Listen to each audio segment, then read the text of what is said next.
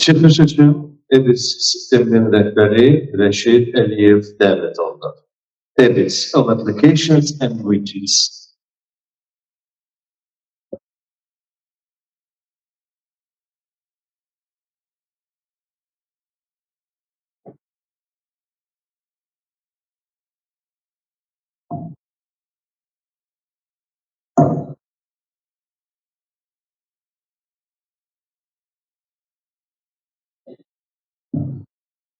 Hello, everyone.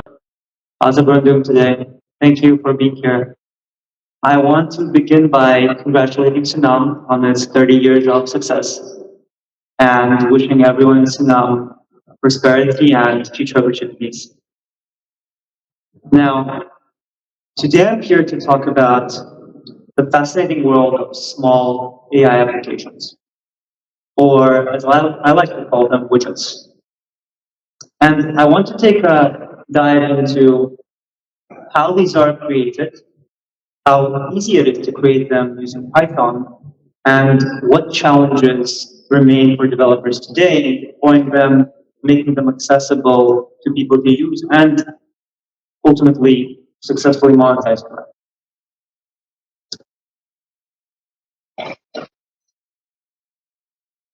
My name is Rashid Aliyev, and I'm the co-founder of DTPS. Now, what do I mean by AI widgets? Well, it's kind of a term that I invented. To be honest, I'm talking about small AI applications. I'm talking about compact, self-contained little tools which help us achieve stuff. Today, of course, they utilize AI here and there. Existing models, local models, anything that's out there. And anything can be automated using these tools. Of course, I'm talking about everything in the digital landscape, dealing with data and files. Before I get carried away, it's important to note how this is all possible and why today it's moving at such a fast pace. So, in 2017, Google published its paper on transformers, and this changed everything.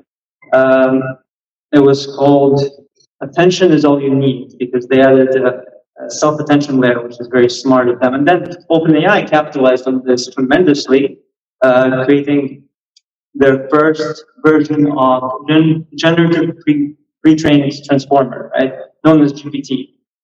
Now, there are other advancements as well, because I mean it's been 7 years now, and but particularly advancements are in transformers and diffusions. My AI people will know, and this has really given birth to a new era of automation, a new era of efficiency, an era of widgets, an era of AI. And because today, automation and digital tools which require heavy knowledge, skill, and creativity, which require intelligence, can actually be executed upon. Now, there are many AI models out there, text-to-text, speech-to-speech, text-to-image, multimodal, but for the sake of my talk today, I'll briefly mention the crowd favorite LLMs, large language models. So these are things like OpenAI's GPT-4, Google's Gemini, Anthropic's Claude 3. They're probably the best ones out there. There are a lot of good open source ones as well, which you can run locally. Now, it's important that these really changed everything, and I think it kind of happened because people understood them. So the majority of people who were not into AI, they suddenly understood its outputs because it's speaking our language. To be honest, they're not even that smart, but we can understand them, and they're definitely useful.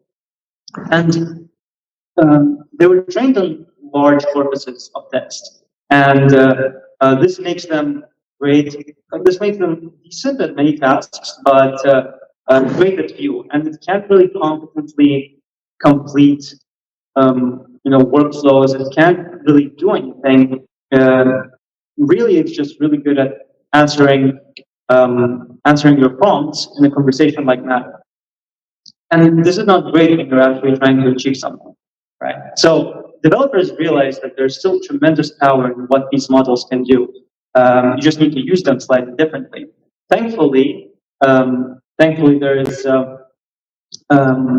API access to models like GPT and others, and developers realize that if they just harness the power of AI and put it throughout their code, little bits and pieces which need intelligence, which need this creativity, that they can achieve amazing things.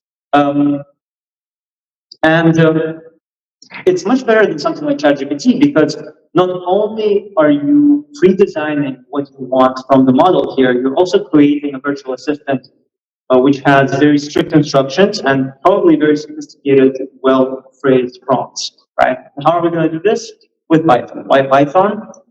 Well, developers use Python here because, well, first of all, it has native support for all these models, but also it's great at dealing with texts, and it's great with dealing with files. So back to AI widgets, now that I give them some context there. So at the core, an AI widget has a Python project. Project which actually does intelligent workload, utilizing data code, the engineering creativity of the creator and existing AI models. Now, these are very useful to us because with them, we're able to create pre-designed outputs based on expected set of inputs, which could be files, text, a combination of them, all types of things.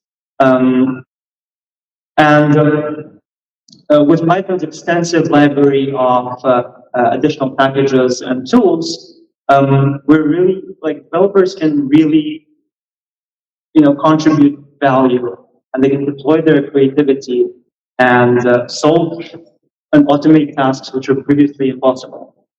Now, this all sounds great. I actually have a lot of Python projects on my laptop, which do amazing things, better than anything out there. But it's a bit useless because what am I going to do with them? As a developer, I'm the only one who can run these widgets locally on my computer. I can't provide accessibility to the general public. I can't monetize it. I can't assign a subscription to it, right? So all I really have is a prototype. Going to production is difficult, and turning this code into a scalable, accessible, profitable widget has a lot of barriers. Now, let me quickly try and paint a picture. So you have your Python code, and you want people to use it because you think it's really good and it solves some legitimate issue, and you think people would pay for it. Now, you need to create like a mobile application or maybe software or a website. To do that, you would need to figure out design, interface, front end, back end, figure out how to host it, figure out DevOps, build architecture for the back end, figure out databases. If you want to monetize it, you'll probably need a payment gateway. Like Stripe or PayPal, you will need to make sure you have a company, a bank. It's a mess. It's impossible because these barriers are huge. It becomes very costly and time-consuming. And the amount of skill you have to do all of this yourself, no one's doing it themselves, right? You need to start a business. You need to hire people. You also need to be a certain type of person. You need to learn very quickly. It will cost you. It'll probably cost you close to $20,000 minimum and take like 4 months. It's impossible to go to production. It's very hard. And yeah, as I said, developers lack all the skill to complete the entire process. Now, consumers also miss out on solutions which never make any market because of these barriers, right? Yeah, if only there was something which helped this whole process for both consumers and particularly developers. Because currently, the solutions we do exist online, I guess, consumers have to find, maybe Google, and the market is fragmented, right? And developers can't really take their Python application and just go to production. Oh, I forgot to mention, the Python application will probably take about 1 to maximum 3 days to build, and it's going to be like the best out there because it will probably do something very, very specific, right? Now, this kind of reminds me of the early days of the internet when people became blogging, making their own HTML websites, and videos, right? People started posting videos because cameras became so good, and they quickly realized that it's very hard to maintain because of the amount that it weighs, and just technological problems with streaming it. Internet speed was bad, and then maintaining that was pretty pricey. Unless you're doing it at scale, and monetizing it was almost impossible. So what happened? YouTube, right? Because at scale, it all made sense. The expensive made sense, and it took care of accessibility, and posting things was free. And this brings me to Abyss. Now, at Abyss, we recognize that widgets are the future in specialized AI. It's very popular right now to talk about AGI, right, artificial general intelligence. But AGI, such as what GPT is trying to become, is kind of like an operating system for AI. It's just a currency to be used, to be invested. It's like fuel for the machine, right? But something like ABI, a term I just invented, dedicated intelligence, is really what can get work done, what can execute on workflows. Abyss simplified the creation and deployment of widgets. Instead of something like $20,000 in 4 months and a lot of pain, on Abyss, it's totally free and it will take you about 5 minutes. And we're also trying to revolutionize how consumers will interact with these widgets. That's all I have for today. Thank you very much.